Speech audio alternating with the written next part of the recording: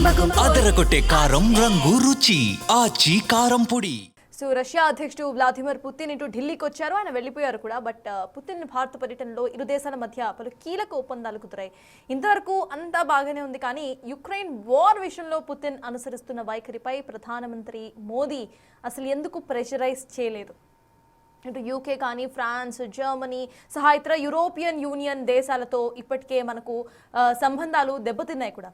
అయితే joint స్టేట్మెంట్లో Ukraine war ఇష్యూను ఎందుకు పెట్టలేదు అన్న ప్రశ్నలు ఇప్పుడు వినిపిస్తున్నాయి. ఇదే సమయంలో భారత విదేశాంగ విధానంపై సైతం కొన్ని దేశాలు విమర్శలు చేస్తున్నాయి.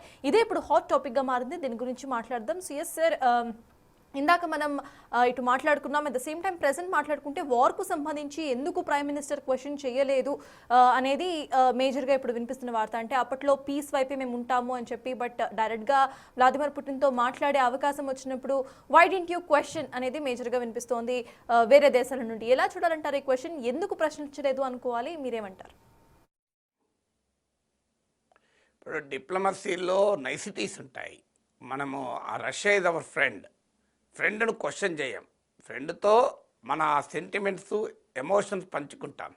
శత్రువును క్వశ్చన్ చేస్తాం, ప్రత్యర్థిని. ఎప్పుడు కూడా ఫ్రెండ్ను క్వశ్చన్ చేయం. ఫ్రెండ్తో ఈ ఎక్స్ప్రెస్ అవర్ కన్సర్న్. ఫ్రెండ్తో ఇబ్బందులు ఉంటే ఇంకో ఇబ్బందులు ఉన్నాయని చెప్తాం, కానీ క్వశ్చన్ చేయం.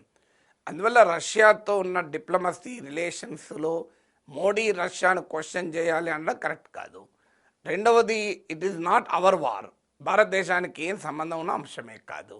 అది రష్యా ఉక్రెయిన్ల వార్.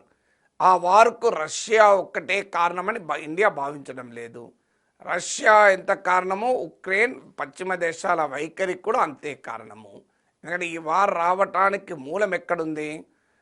రష్యన్ సెక్యూరిటీ ఇంట్రెస్ట్లకు ప్రమాదాన్ని తెస్తూ, రష్యన్ భద్రతకు ప్రమాదాన్ని తెస్తూ నాటో తూర్పు ఐరోపా వైపుగా విస్తరిస్తూ వచ్చింది సోవియట్ పతనం తర్వాత. సో ఆ తూర్పు యూరప్ వైపుగా నాటో విస్తరిస్తున్న ప్రతిసారి పుటిన్ అభ్యంతరం చెప్తూనే ఉన్నాడు ఈ లాస్ట్ 25 ఇయర్స్లో.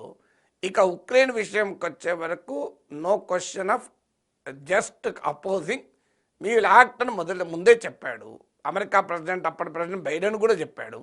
అయినా వాళ్ళు వినలేదు. ఉక్రెయిన్ కూడా నాటోలో చేర్చుకునే దిశగా అడుగులు వేయడం మొదలయ్యాక యుద్ధం స్టార్ట్ అయింది. ఇది మనం చెప్పడమే కాదు, ట్రంప్ కూడా చెప్తున్నాడు ఇదే కారణం అని. అందువల్ల ఇండియా ఈ పశ్చిమ దేశాలు, వెస్ట్రన్ కంట్రీస్ భావించినట్లుగా ఈ వార్కు కేవలం రష్యానే కారణము, ఉక్రెయిన్కు సంబంధం లేదు, వెస్ట్రన్ కంట్రీ సంబంధం లేదని మనం అనుకోవడం లేదు. అనుకున్నప్పుడు మనం ఒక్క రష్యాని ఎందుకు ప్రశ్నిస్తాం? ప్రశ్నిస్తే ఇద్దరిని ప్రశ్నించాలి. తర్వాత మోడీ ఉక్రెయిన్ వార్ ప్రస్తావించలేదు అనడం కూడా న్యాయం కాదు. జాయింట్ స్టేట్మెంట్లో లేదన్నది వాస్తవం.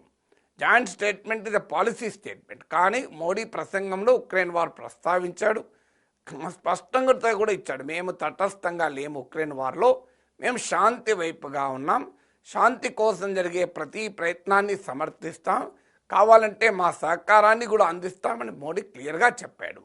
సో అయినా రెండు దేశాధినేతలు కలిసినప్పుడు పంచాయతీ పెట్టుకోవడానికి కలవరు, బాక్సింగ్ చేసుకోవడానికి కలవరు.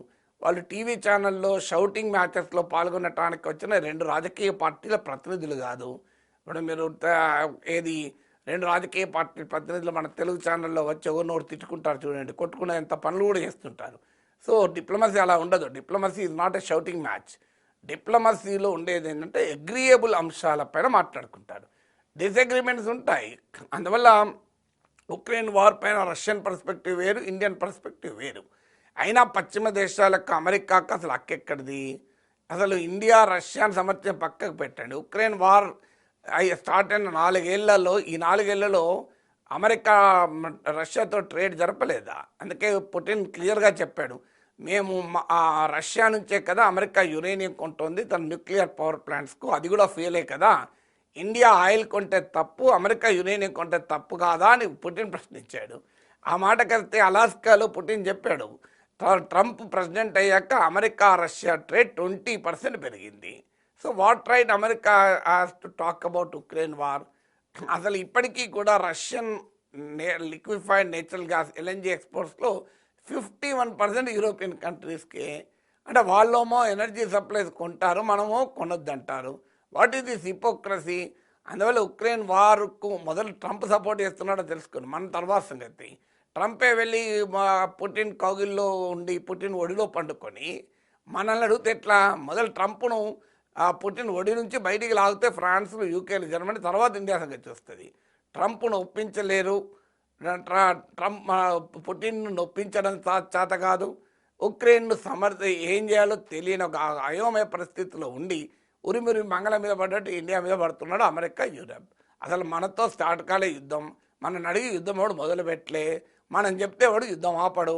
ఇప్పుడు మనం చెప్తే రష్యా యుద్ధం ఆపుతుందా? మనం చెప్తే ఉక్రెయిన్ యుద్ధం ఆపుతుందా? మనం చెప్తే నాటో ఎక్స్పాన్షన్ ఆగిపోతుందా? మనం చెప్తే అసీమునీని దగ్గర తీయద్దంటేనే ట్రంప్ ఇంటలేడు. సో ఎవరింటారు మనం చెప్తే? అందువల్ల మనం ఇండియా చెప్తే ఏదో రష్యా పుటిన్ వెంటనే ఇని ఉక్రెయిన్ వాళ్ళు ఆపుతారన్నంత భ్రమల్లో ఎందుకు ఉండాలి? అందువల్ల ఎవరి ఫారిన్ పాలసీ వారికి ఉంటుంది. మన నేషనల్ ఇంట్రెస్ట్ ఉన్న చోట అగ్రి అయిన అంశాలపైన వీళ్ళు అగ్రి. ఇప్పుడు ఇండియాకు చైనాకు సరిహద్దు వివాదం ఉంది, కానీ China is the largest trading partner of India. అప్పుడప్పుడు అమెరికా, అప్పుడప్పుడు చైనా ఉంటుంది, ఎక్కువ కాలం చైనానే ఉంటుంది. ఇవాళ I think even today after Trump tariffs China is the largest trading partner of India. మీరు గూగుల్లో కొట్టండి which is India's largest trading partner అని, ఆన్సర్ చైనా అని వస్తుంది. మరి చైనాతో మనకు సరిహద్దు వివాదం ఉంది కదా, గాల్వాన్లో జరిగింది కదా, 20 మంది భారతీయ సైనికులను పొట్టబెట్టుకుంది కదా చైనా. నిన్న కాక మన అరుణాచల్ ప్రదేశ్కు చెందిన ఒక మహిళను అసలు అరుణాచల్ ప్రదేశ్ ఇండియాలో లేదు చైనాలో ఉంది అని చెప్పి ఏర్పాట్లు ఆపలేదా? మరి మనం చైనాతో వాణిజ్యం జరపడం లేదా? మామూలు వాణిజ్యం కాదు, లార్జెస్ట్ ట్రేడింగ్ పార్ట్నర్ చైనా. అందువల్ల డిఫరెన్సెస్ ఉంటాయి. So on one thing we may differ, on another thing we may accept కదా. సో అందువల్ల మొదలు అసలు Trump Pakistan, I love Pakistan, I love Asim Munir అనే అమెరికాకు మనకు నీతులు చెప్పేటువంటి హక్కు ఎక్కడుంది? We have our strategic autonomy. భారతదేశం ఒక సర్వసత్తాక ప్రజాతంత్ర గణతంత్ర దేశం. It is a sovereign democratic republic. మా దేశానికి కావాల్సిన ఫారెన్ పాలసీ మన దేశమే నిర్ణయించుకుంటుంది. We have strategic autonomy. మనం అమెరికా కౌగిల్లో లేము, మనం రష్యా కౌగిల్లో లేము, చైనా కౌగిల్లో లేము. India decides what is right for it self. అందువల్ల ఉక్రెయిన్ వార్ విషయంలో కూడా ఇండియా స్టాండ్ ఇండియా చెప్పింది. మనమేం యుద్ధాన్ని కోరుకోలేదు. ప్రైమ్ మినిస్టర్ మోడీ పుటిన్తో సంభాషణలో చెప్పాడు, this is not the Ira of war అని. యుద్ధ భూమిలో ఏది పరిష్కారాలు ఉండవు అని కూడా చెప్పాము. అయినా మన చేతిలో లేని అంశాలు, మనకు సంబంధించిన అంశాలకు కాదు, మన గడ్డ పైన జరగడం లేదు, మనం చెప్పినా ఎవరు వినేది లేదు. అలాంటప్పుడు ఎందుకు we will take our foreign policy interest